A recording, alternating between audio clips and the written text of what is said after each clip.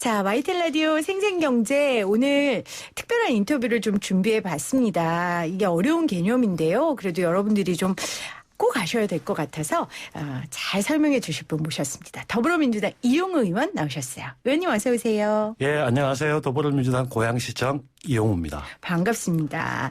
저희가 오늘 퀴즈 들으셨죠? 네. 퀴즈 정답 지금 보내주고 계신데요. 오늘 퀴즈 정답이 뭐였죠, 의원님? 차등 의결권입니다. 차등 의결권이었습니다. 7774님, 7117님, 또 7267님, 많은 분들이 이렇게 보내주셨는데요. 이게 쉬운 개념은 아닌 것 같아요. 그래서 의원님이 좀 잘 소개를 해주셨으면 좋겠습니다. 먼저 들어가기 전에 국정감사 처음 해보셨고 맞추셨잖아요. 해보고 싶은 게 굉장히 많았는데요. 네. 저는 어떤 문제를 지적하고 그 지적한 후에 이 대안을 마련해서 법안을 어떻게 준비할 건가 거기에 초점을 맞췄습니다. 그러니까 정무위에는 이번 사모펀드, DLS, DLF, 라임, 옵티머스 같은 것들이 많이 있었는데 네. 그게 왜 문제가 생겼고 그다음에 그거에 대해서 대비하려면 어떤 제도를 도입해야 될지 이런 부분을 같이 고민하는 자리도 했었습니다. 상당히 의미가 있었습니다. 의원님 카카오는 공동대표이사도 하셨고 CIO, COO 다 하셨는데 대표로 있을 때는 내가 이걸 바꿔야겠다 해서 바꿔 그럼 싹 바뀌었잖아요. 세상에 그런 건 없습니다. 대표가 바꾸자고 하더라도 이사의 의결이라든지 여러 가지 그렇죠. 절차가 필요하죠. 제가 하고 싶은 말은 국회의원보다는 그래도 소위 말빨이 좀 먹히잖아요. 국회의원들은 법안 하려면 그게 뿅 되는 게 아니더라고요. 설득시키고 또 국민들 여론 봐야 되고 그렇죠. 네. 그래서 그게 쉽지 않으실 것 같아요. 대표이사 하실 때가 오히려 더 속편하지 않으셨어요, 의원님? 대표이사도 주주들, 네. 그다음에 노동자, 고객 이런 걸 다 봐서 네. 같이 조율하고 결론을 이끌어내는 게 더 힘든 과정입니다. 비슷한 과정입니다. 자, 그러면은 자연스럽게 얘기를 차등 의결권으로 넘어갈게요. 왜냐하면 차등 의결권도 자기의 경영을 방어하기 위해 아까 말씀하신 대로 눈치 봐야 할 사람들이 너무 많은 거잖아요. 네. 기업의 대표들이. 거기에 있어서 자기의 경영권을 방어하기 위한 하나의 권리인데 이제 여기에 대한 얘기 좀 해보고 싶은 거예요. 차등 의결권에 대해서 의원님 조금 쉽게 설명을 해 주시겠어요? 가장 쉽게 설명하면 우리가 돈 1,000원짜리가 있습니다. 근데 5,000원짜리가 있죠.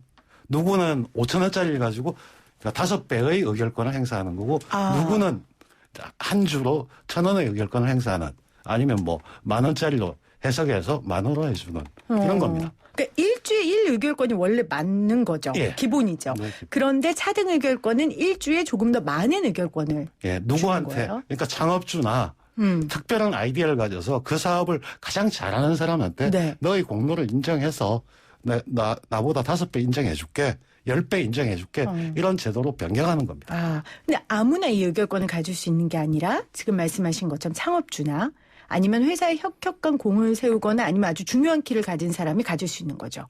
그건 이제 회사에서 결의하기 나름입니다. 주주가. 네. 근데 이렇게 1,000원짜리를 5,000원으로 인정해 주려고 하면 다른 주주들이 다 인정을 해주는 게 상례거든요. 그러니까 그 경우에 이렇게 차등 의결권을 도입할 때는 원래 기본 원칙은 100% 주주 동의가 필요한 사안입니다. 그럼 쉬운 일은 아니네요. 쉬운 일이 아닙니다. 네. 그러면 지금 그럼 이야기를 들어봤을 때 차등 의결권이 취지는 나쁜 것 같지는 않은데 이걸 왜 이 시점에 도입하기로 했는지 배경을 좀 듣고 뒷얘기를 이어가면 조금 이해가 더 빠를 것 같아요. 벤처회사나 여러 회사들이 투자를 받을 때 돈을 받으면 자기 지분율이 희석되죠. 근데 그러다 보니까 희석되고 다른 사람들이 경영에 간섭하는 게 싫으니까 나는 특별한 권리를 가진다. 예컨대 이재용 부회장은 나는 특별한 권리를 가진다를 인정해 주는 겁니다. 일종의 계급을 인정해 주는 거라고 보시면 됩니다. 그런데 이재용 부회장이 이거 가질 수 없는 거 아니에요? 비상장 벤처기업 창업 경영주들만 가질 수 있는 거잖아요. 예, 현재 정부에서 논의되고 있는 건 비상장 벤처회사 그리고 4분의 3의 동의 그리고 1회 안에서 할 수 있고 그다음에 10년 이내에 상장할 때는 없어지는 이런 아주 제한적인 조치입니다. 까다롭고 제한적인 조치네요. 예. 이게 그냥 쓸 수 있는 건 아닌 것 같은데 그럼 저는 그냥 비상장 벤처기업 창업 경영주에게 복수 의결권을 주고 경영권을 중소벤처기업들이 방어할 수 있다면 좋은 거 아닌가? 이런 생각이 들거든요. 그리고 이렇게 까다롭고.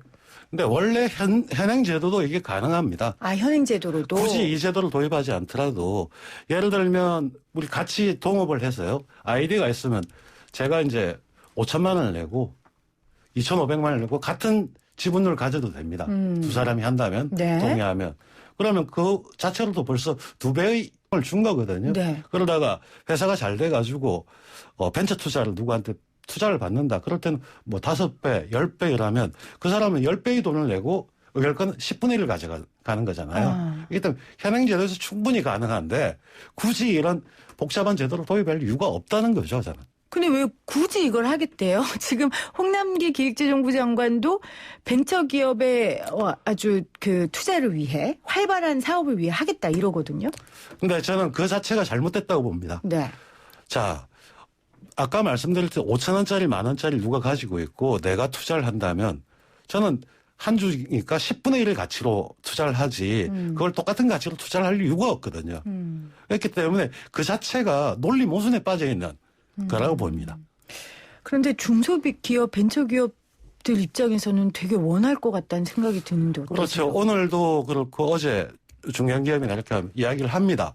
그 말은 한마디로 자본시장에 나와서 주주를 모시면서 그 사람들을 주주 대접을 안 하겠다는 거 똑같은 이야기입니다. 그러니까 차등을 걸 내가 10주를 가지고 있는 가치를 가지고 있는데 너는 10분의 1만 인정해. 그러면 10분의 1 가치로만 해주면 되거든요. 그게 아니고 나는 그냥 특별한 지위라는 걸 요구하는 거에 불과합니다.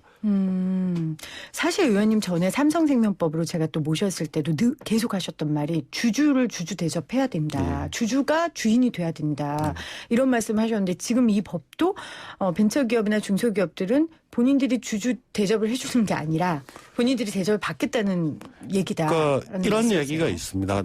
오늘 뭐 제게 이야기를 들었을 때도 벤처회사는 처음에는 빚을 지는 게 굉장히 힘들어서 은행에서 돈을 빌리는 게 힘들었다. 네. 그게 아니고 주식시장이 나오니까 돈 빌릴 필요는 없더라. 근데 사실은 이론상으로는 자기 자본 주식의 가치가 훨씬 더 코스트가 많이 드는 거거든요. 은행에서 돈을 빌리는 것보다. 왜냐하면 그 사람은 경영에 관여를 할 수 있는 사람들이기 때문에 그만큼 비용이 많이 든다는 걸 인정을 해야 됩니다. 인정을 하지 않은 채 돈만 내라. 이렇게 되는 순간 거기에 투자할 이유가 없죠. 그러니까 하나의 특권이 돼버린다. 이거는 벤처기업을 활성화시킬 수 있는 마중물이 아닌 오히려 안주하게 하는 특권이 될 수 그렇죠. 있다라는 지적이세요.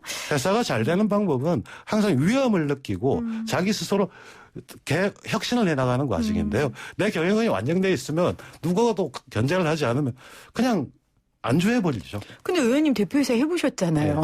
근데 막 위험 막 오면 불안하잖아요. 안정하고 싶잖아요. 근데 그건 경제 현장에서는 항상 있는 일이거든요. 그걸 그걸 인정해야죠. 인정하고 거기서 경쟁에 살아남을 방법을 찾아야지 어떤 보호막을 쳐달라. 왜? 자기는 특별하니까 이런 식으로 접근하는 건 아니라는 거죠. 대표이사까지 하신 분이 한 말씀이라 더 좀 신뢰가 가기는 하는데요. 우리 8952님께서 차등 의결권 하면서 동학개미들이 주식시장에서 오래 투자할 수 있는 좋은 제도 많이 만들어 달라고 의원님께 부탁을 하셨어요. 그래서 지금 이 법을 좀 우려하시는 입장을 더 많이 표현하시는 것 같은데 간담회가 있었더라고요. 류정 의원이 하는 간담회였고 뭐 저희하고 인터뷰 많이 했었던 뭐 박사인 교수님 조정훈 의원님 다 들어가 계셨는데 여기서 김우창 교수가 이런 표현을 했어요. 이건 재벌들의 오랜 수건 사업이다. 이게 왜 재벌들의 오랜 수건 사업이에요? 지금 우리나라 대표 기업들의 지분율이 굉장히 떨어집니다. 왜냐하면 그렇죠. 회사가 커지면. 근데 경영권을 위협받는 걸 사실 뭐 지금은 벤처로 출발하지만 조금 있으면 어제도 그런 얘기가 나오더라고요. 아니 상장회사도 해주면 안 되냐. 상장회사 하면 규모 거기만 할 거냐. 더 할 거다. 이런 일종의 판도라의 상자를 여는 그런 제도가 될 가능성이 농후합니다. 그러니까 지금은 비상장 벤처기업들만 하는데 한 해에 한 회사만. 네. 그렇죠. 그런데 앞으로는 상장회사까지 갈 수 있고 또 그게 재벌들까지 이어질 수 있다. 언제라도 그 가능성이 있습니다. 근데 이제 홍 부총리는 일단은 이게 편법적인 지배력 강화 수단으로 악용되는 걸 철저하게 방지하기 위해서 여러 가지 복수 의결권 행사를 제한하겠다라고 얘기하고 있거든요. 그래서 75% 규정이 나오는데 네. 사실 저는 75% 규정이 상법이나 어디나 근거가 별로 없습니다. 사실 지분율에서 가장 중요한 게 뭐 50%, 3분의 2, 그다음에 100%인데 갑자기 왜 75가 특별결의가 아닌 뭔가 이게 안 좋다는 걸 인정을 하고 있는 사안입니다. 숫자가 근거가 없습니다. 아, 그러니까 분명히 악용되는 거를 알고 있다. 네. 말하지는 못하지만. 예. 네. 근데 무슨 제도가 사실 추진되면 시작되면 명과 암은 있지 않습니까? 예. 이제 암을 줄여가는 게 맞는 거지만. 그러니까 정부 입장에서 얻는 게 더 많다고 생각하는 거 아닐까요? 저는 왜 그런 생각을 하는지를 잘 모르겠습니다. 자본시장에서 아까 동학개미도 얘기했지만 누군가는 특별 대우를 해달라. 그거 그러면 자체가 이 사람들을 시장에 참여해서 차별하는 행위가 되거든요. 이거는 말이 안 되고 그다음에 외국에서 그렇게 돼 있다. 예컨대 구글이나 창업할 때 100% 동의해서 했던 것들이고요. 그리고 특히 미국 같은 데 그게 있을 때 네. 뭔가 차별적 행위나 잘못된 행위를 했을 때 주소소송이나 이런 걸 통해서 빨리 그걸 시정해 줄 수 있는 그런 장치들이 주변에 잡혀 많다. 있습니다. 이미 많이 그런 있기 장치가 때문에. 있는데 우리한테는 그런 장치가 없다는 거죠. 네. 저도 이거 공부 좀 했는데요, 의원님. 이게 미국, 영국, 프랑스, 인도, 그리고 사회주의 체제인 중국도 시행하고 있는 제도라고 하더라고요. 맞습니까? 예. 근데 아까 말씀하신 것처럼 거기에서는 충분히 이런 부작용이 일어나지 않는 제도들이 여러 가지 있다. 장치들이 있는 거죠, 시장에서. 그래서 항상 외국의 제도를 비교할 때 하나만 떼서 보는 그렇죠. 것이 아니라 그러면 안 되죠. 그 주변의 환경들이 어떻게 돼 있는지 같이 봐야 되는 거죠. 이게 20대 국회에서도 이 복수결권 도입하자는 법안 나왔는데 반대 때문에 법제화되지 못했다면서요. 근데 이번 정부에서 이렇게 한다는 게 또 여당 의원인 또 기업 전문가인 의원님께서 이렇게 반대를 하시는데도 이렇게 정부에서 추진을 하네요. 글쎄요. 혁신이 필요하다고 생각하는데 저는 혁신이라고 하는 건 우리나라 기업들이 가장 많이 변했을 때가 IMF 때입니다. IMF 이후에 우리가 이렇게 하지 않으면 망한다는 생각을 했기 때문에 기업이 바뀌는 거거든요. 그리고 SKT 같은 경우는 소버린이 있었을 때 소버린이 투명하게 안 하면 넌 다칠 수 있다고 하니까 스스로 변하는 겁니다. 네. 항상 보면 외부 위협이 있어야 있고 그 긴장이 있어야지만 변하는 거지 그 자체로 스스로 변하는 일은 없습니다. 그럼 의원님 계속해서 사실 이 문제 지적해 오셨잖아요. 네. 그러면 당내에서 좀 의견을 모아서 차등 의결권을 아까 말씀하신 대로 좀 보완하는 그런 입법을 추진하면 될 것 같은데 당내에서도 의견이 좀 많이 다른 주제인가 봐요. 정확하게 이 이야기를 정부에서 한다고 계획은 있었지만 국회에서 논의가 지금 활발하게 된 게 아닙니다. 그냥 활발하게 된 게 아니고 그저 여론이나 이런 제도가 좋다. 이것만 이야기가 되고 있는 거기 때문에 저는 이런 논의가 좀 더 깊게 내용적으로 다뤄져야지만 그다음에 그 리스크가 뭔지 할 수 있는 거거든요. 제어할 수 있는 방법들은. 거기 없이 그냥 정부라든지 이런 제도가 필요하다는 사람에서 일방적으로 추진되는 거는 국회의 기능에 영향을 주기 때문에 국회에서 충분히 논의가 되려고 봅니다. 서로 다른 입장들을 조율해야 되는 거고요. 그러면 의원님은 이거 자체가 되지 말아야 된다는 건 아니고 저는 기본적으로 되려면 네. 아까 말했듯이 우리나라 시장에서도 주주 집단 소송이나 다중 소송이라든지 소송을 했을 때도 한 5년 걸리는 게 아니고 빨리 교정될 수 있는 이런 주변 장치들이 다 마련이 돼진다면 충분히 되는데 이런 것들이 미성숙돼 있는 상태 속에서 제도가 먼저 도입됐을 때 생긴 현상은 오히려 안 좋은 결과를 만든다는 거죠. 그러니까 섣부른 제도 도입이 오히려 자본시장을 더 어렵게 만들 수 있다. 그 대표적인 예가 사모펀드를 규제 완화를 섣불리 하다 보니까 그 뒤에 그 리스크를 어떻게 제어할지에 대한 것들이 논의가 안 된 채 규제 완화를 했잖아요. 네. 그게 바로 최근에 사모펀드 사태로 이어진 거거든요. 지금 0092님이 의원님 전문가시니까 요즘 사모펀드 논란 계속되는데 어떻게 생각하세요? 문자 지금 때마침 왔거든요. 말씀해 주셨네요. 기본적으로 2015년에 규제 완화했던 게 문제였고요.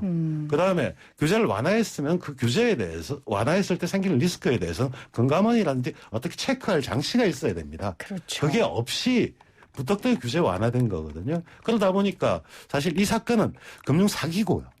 사기는 형사적인 문제가 들어갑니다. 그다음에 사기면 두 번째로는 공모냐 아니냐 이런 부분은 형사적인 문제로 명확하게 파고 들어가야 될 사안이라고 봅니다. 이번 국정감사에도 저는 그걸 주장을 했었고요. 네. 그러면 사실은 사모펀드를 2015년에 완화할 때는 자본시장 활발하게 하기 위해서였고 또 벤처기업도 투자 좀 많이 받게 해주기 네. 위해서 했던 거였잖아요. 이 취지는 참 좋았는데 의원님 말씀하신 것대로 그 기반이 마련되지 않았단 말이에요. 그럼 이거 지금 어떻게 해야 됩니까? 지금 이 상황에서는? 사모펀드는 아까 사기 문제나 제도 네. 같은 걸 고려하고 금융강도 체계를 어떻게 구축할 것인가. 금감원이 해야 될 역할은 뭐고 금융위가 해야 될 역할은 뭐냐. 사실 금융위는 정책을 하는 데이기 때문에 네. 새로운 걸 시도하는 데고요.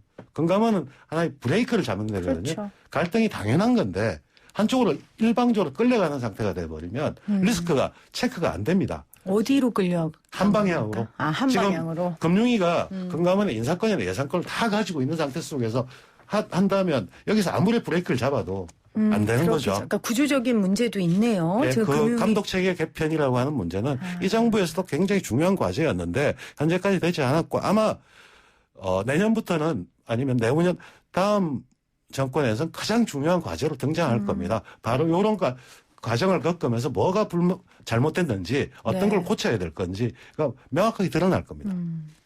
알겠습니다. 우리 여당의 경제통이시고 또 기업인 출신이신 이용우 더불어민주당 의원과 함께 오늘 복수의결권 이야기 나눴고 사모펀드 논란 얘기까지 했는데 의원님 오셨으니까 요즘 동학개미운동 잘 아시잖아요.